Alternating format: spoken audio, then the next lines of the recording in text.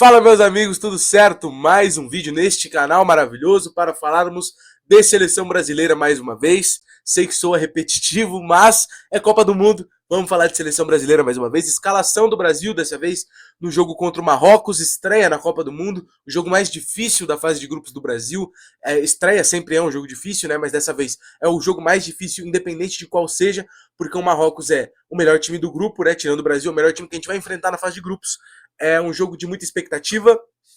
Marrocos tem o desfalque do Exalzuli, possivelmente, com uma suspeita de entorse no joelho. O Masraoui com suspeita de também não ir para o jogo. Então, assim, talvez o Marrocos que chegue meio que aos trancos e barrancos. Chegaria aos trancos e barrancos de qualquer maneira, porque trocou de treinador recentemente, mas chega muito forte por conta do seu enredo de jogadores. E acho que principalmente o lado esquerdo da defesa do Brasil vai ser muito exigido com Brahim Dias e com Hakimi. Principalmente agora não tendo o Exalzuli pelo lado esquerdo. É um time que usa muito as pontas, então talvez fique um pouco penso pro lado direito, tendo o protagonismo de Hakimi e de Brahim Dias. Mas enfim, vamos falar como a seleção brasileira vai jogar. Antes disso tudo, se inscreve nesse canal, deixa o seu like que ajuda muito a gente. Estamos evoluindo, estamos chegando lá, então contribui aí para o negócio dar certo, para a coisa andar, que seria maravilhoso. Ficarei eternamente grato pela sua ajuda, certo? Vamos falar da escalação do Brasil primeiramente. Saíram informações da ESPN e do Pedro Ivo, que é um cara que tem muita credibilidade para falar de seleção brasileira, que supostamente o Brasil jogaria com Danilo e Alexandre nas laterais. Eu coloquei as opções do Douglas e do Ibanes também, porque eu tenho minhas dúvidas. Não sobre a veracidade da fonte ou da informação, mas eu tenho minhas dúvidas se o Ancelotti realmente fará isso. Acho que talvez ele faça com que o Danilo jogue ali, porque o Danilo é um lateral de origem. Não é mais lateral há bastante tempo, mas ele tem características de um lateral no sentido de estar mais habituado a jogar naquela função e talvez poder pisar um pouquinho mais, bem um pouquinho mais, mas um pouquinho mais no campo ofensivo. Vamos já falar disso, mas primeiro aqui pra gente falar os nomes. Alisson no gol, Danilo ou Ibanes, mas vamos falar Danilo, Marquinhos Magalhães e Alexandro, Casemiro, Bruno Guimarães, Rafinha, Paquetá, Vini e Cunha. A outra informação também é que possivelmente o titular é o Matheus Cunha no comando de ataque e que a disputa dele seria com o Igor Thiago. O Endrick seria o terceiro cara dessa posição. Eu acho, assim, uma coisa criminosa. Mas vamos lá. Começando pela lateral direita. Eu acho que é uma questão, após a lesão do Wesley, o Brasil vai ter muita dificuldade de repor aquele setor. Porque o Brasil estava começando a se moldar para jogar em favor do Wesley. E não quero dizer que o Wesley seria o protagonista da seleção, necessariamente, mas seria um cara muito usado no ataque como um ponta-direita. A gente já vai falar disso. Foi assim no jogo contra o Egito, e no jogo contra o Egito o Ancelotti dá esse indício de que vai jogar com o Danilo, porque ele tira o Wesley lesionado e ele já entra com o Danilo automaticamente. Eu achei que ele fosse passar o Ibanes para lateral e entrar com o Bremer ou com o Léo Pereira ali, ele não fez isso. Então talvez ele esteja vendo o Ibanes como um zagueiro mesmo e não tanto quanto lateral. Outra coisa, a presença do Alexandre na esquerda me estranha, mas o Ancelotti sabe que o Brasil vai ser muito exigido defensivamente, talvez ele confie mais no cacuete defensivo do Alexandre do que do Douglas Santos. São dois laterais corretos e, assim, burocráticos, mas que não me animam em nenhum pingo, não dá uma gotinha de ânimo nenhum dos dois. Mano, eu olho os dois, me dá vontade de tirar a soneca, não gosto de nenhum deles. Mas o Alexandre é um cara que talvez tenha mais intensidade defensiva, na hora de dar um bote, na hora de dar um carrinho, na hora de ter que resolver a parada com Danilo, com Hakimi e Brahim Dias ali pra ele marcar. Vai ser dificílimo, mas vamos lá. Pontos a se questionar. Rafinha por dentro e Paquetá por fora também, né? Não vou questionar os dois volantes, isso é bem óbvio. O Paquetá, por que eu coloquei o Paquetá por ali? Eu poderia fazer isso aqui, né? Com o Paquetá de 10 e o Rafinha na direita. Por que eu vejo isso aqui?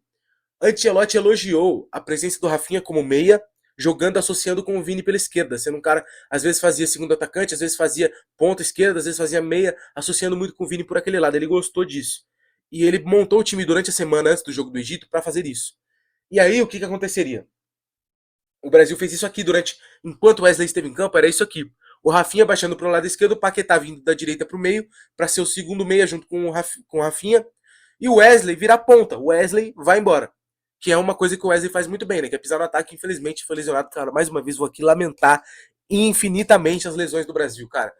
E isso tá sendo pouco falado até. Eu acho que vai ser mais falado depois se o Brasil for eliminado, né? Que é, cara, como o Brasil sofreu com lesões, bicho. Que azar desgraçado, cara. Estevão, Rodrigo. Dois titulares do Brasil, né? Titulares do ataque do Brasil, muito possivelmente. Rodrigo era questionado ali, mas eram dois jogadores importantíssimos do ataque do Brasil, cruciais. Dois dos mais talentosos jogadores dessa geração do Brasil, a gente perde. Militão, titular da lateral direita, muito seguro. Também podia fazer zagueiro, um dos melhores zagueiros do planeta. Absurdo, Real Madrid, fisicamente irregular, se lesiona, fica fora da Copa. Agora o Wesley, o Wanderson, que também eu acho que seria convocado para essa lateral direita. Não foi convocado. Cara, assim, o Brasil perdeu muitos e muitos jogadores por lesão. Até o próprio Neymar, que você convoca ele bem, e aí descobre que a lesão dele não era uma, era outra. O Santos mente pra CBF. Não mente necessariamente, pode ter errado o diagnóstico, enfim, não se explicou direito.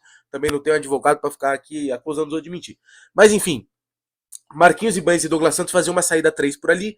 O Wesley passava pela direita, Casemiro e Guimarães faziam o meio-campo, só que o Bruno Guimarães pisando muito ali entre o Paquetá e o Wesley para ajudar, para triangular e para associar com os dois, e também filtrando bastante. E o Rafinha e o Vini movimentando muito pela esquerda com o Igor Thiago de referência.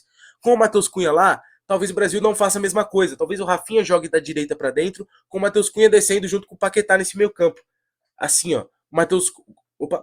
Assim, talvez o Rafinha faça o lado direito para ter mais presença de um cara perto da linha lateral não ofensivamente. E aí o Paquetá no meio, juntando com o Matheus Cunha, porque o Matheus Cunha baixa muito para jogar, porque o Matheus Cunha é na camisa 9, também já falamos disso por aqui. Não aguento mais reclamar do fato dele estar vestindo a camisa 9, porque isso prejudica ele mesmo. Mas enfim, fizeram essa escolha, tá aí já. Acredito o Cunha descendo muito, o Vini entrando muito como falso 9, é um quarteto ofensivo de muita movimentação por ali, e que defensivamente, nesse caso, o Paquetá baixaria para o lado esquerdo para ajudar na marcação, o Rafinha desceria no lado direito, e o Cunha voltaria também, eu acho, tá? O Cunha tem muito coisa de marcar, acho que só o Vini sobraria lá no momento defensivo. Outra opção que eu tô pensando. Por quê? Como eu disse, o Brasil jogou assim contra o Egito, nessa disposição. No lugar do Magalhães estava o Ibanez, mas dessa vez vai ser o Magalhães. Ali estava o Douglas Santos na esquerda. Os outros jogadores todos são iguais, menos o Wesley na direita. Quer dizer, o Cunha na frente também que mudou, enfim, já falei disso. O problema ali é, Danilo e Ibanez não ocupam aquela faixa do campo que está marcada ali.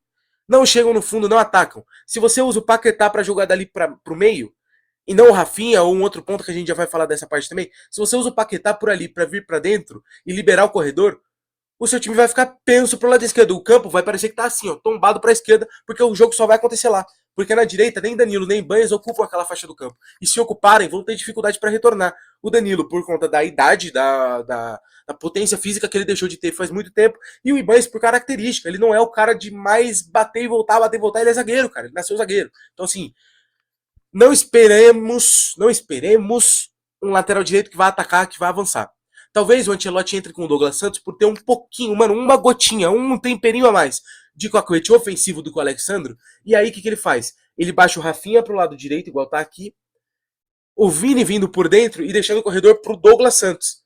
Tentar um pouquinho pisar por ali. Mas ao mesmo tempo, como o Marrocos tem Hakimi e Brahim Dias pelo lado direito, eu não acredito que ele vá deixar o Douglas Santos ou o Alexandre pisar tanto no ataque. Não faz nem tanto sentido assim. Então, cara, é uma sinuca de bico desgraçada que esse velho entrou. A verdade é essa. Outra opção que eu pensei, Luiz Henrique. Por que coloquei Luiz Henrique e não o Ryan? O Ryan nem entrou em campo contra o Egito, o que eu achei um absurdo, né? Até questionei aqui se não tinha agredido alguém, sei lá, mano, pegado um familiar do Ancelotti na porrada, porque não é possível que ele não entrou em campo depois de fazer gol contra o Panamá e de jogar bem. Mas enfim, não entrou em campo contra o Egito, então acredito que o Luiz Henrique esteja à frente nessa fila, por mais que eu prefiro o Luiz Henrique vindo no segundo tempo. Dito isso, talvez o Ancelotti opte por vou sacar o Paquetá do time, vou colocar um ponta na direita, para que eu tenha um cara naquele setor do campo, esse setor do campo aqui que tá vazio, quem ocuparia ele seria o Luiz Henrique, e o Rafinha ficaria centralizado, baixando muito para jogar com o Vini, mas quando o Luiz Henrique tivesse a bola, o Bruno Guimarães consegue aproximar por aquele lado, como eu vou sinalizar bem aqui, ó. Você tem o Rafinha baixando para jogar uma linha de 4 que fique montada, né? 4 defensores que não avançam, não ajudam ofensivamente e fiquem postados no momento do Brasil com bola, isso aqui, tá? Porque o contra-ataque do Marrocos é de muita velocidade e troca de passes rápidos, então se você tem uma linha de 4 montada atrás, que eu acredito que é o que ele esteja pensando em fazer, o Ancelotti, você não dá chance para esses contra-ataques, não dá tanta chance assim. Você tem Luiz Henrique pela direita, que pisa muito na linha lateral e tem tanta possibilidade de pisar na área como de levar para o fundo. Então é um cara versátil nesse sentido de atacar espaço, mas ao mesmo tempo fica mais perto da linha lateral. O Bruno Guimarães, eu vejo ele associando muito com o Luiz Henrique por aquele lado para dar um apoio. O Matheus Cunha, que pode baixar por ali, pode cair do lado do Vini, então é um cara que se movimenta bastante também. E ali o Rafinha e o Vini associando entre si, com o Rafinha não sendo só um meia fixado no meio, né, centralizado, mas caindo muito pelo lado esquerdo para jogar junto com o Vini. Cara, querendo ou não, é um Brasil que tem possibilidades. E esse Brasil escalado assim, eu acho que tem chance de criar chances, tem a oportunidade de criar chances, semelhantes ao gol do Bruno Guimarães, por exemplo, que a gente viu aqui já algumas vezes. Eu vou mostrar mais uma vez como exemplo, desse perde-pressiona, dessa pressão alta do Brasil. Você tem a bola no goleiro e o time sai pressionando com, ó, deixa eu pausar aqui. O Brasil pressiona o volante de costas com 3 caras. E aí o Bruno Guimarães viu a oportunidade, pressiona, rouba. Falei disso no último vídeo, dei exemplo desse lance, falei bastante sobre isso. E faz o gol. Então acho que o Brasil, com o time assim, montado no campo de ataque, no momento que perdesse a bola, aqueles 4 ou 5 segundos depois de perder a bola, teria uma pressão pós-perda muito forte. Que poderia acontecer, poderia ser trabalhada. Não, a gente não assiste todos os treinos do Ancelotti, né? A gente vê 15 minutos, então não sabemos exatamente o que ele espera. Mas eu imagino um Brasil que, com o Danilo pela direita e o Paquetá, talvez tenha o Paquetá por dentro e o Rafinha por fora, para ter alguém ocupando esse espaço aqui do corredor direito. Com o Paquetá fora do time e com o Luiz Henrique, o Rafinha por dentro e o Luiz Henrique por fora. Eu acho que são duas das possibilidades que o Ancelotti tem. Tem mais possibilidades, além do fato de que o Endrick, para mim, ele tem que ser titular absoluto desse time, principalmente depois disso aqui. É um cara que a gente já sabe que, mano, depende de uma bola.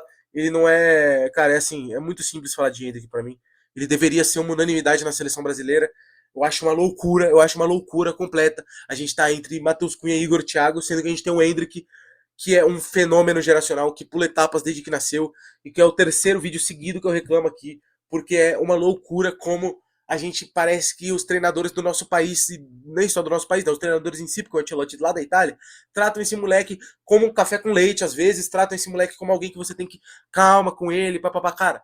Ele pula etapas desde sempre, para mim ele é o titular da seleção brasileira na Copa do Mundo, independente do momento, independente do adversário, ele tem que estar lá com a camisa 9, postado no ataque, pronto para matar, para fazer gol, para atropelar todo mundo, porque é isso que ele faz desde sempre. É um fenômeno absurdo. Mais uma vez, estou aqui falando de Endrick, dando esse parênteses, porque tem que ser dito o que está sendo feito com esse moleque, é uma loucura. Ele tá para trás da fila de Matheus Cunha e de Igor Thiago. Eu considero algo criminoso, algo para a gente ir para as ruas e protestar. Dito isso, esse é o Brasil que deve ir a campo contra o Marrocos na estreia da Copa do Mundo neste sábado. Conta aqui pra mim o que você espera. Seu comentário é muito importante, quero te ouvir. Deixa seu like, se inscreve nesse canal. Deus abençoe sua vida, tamo junto e é nóis!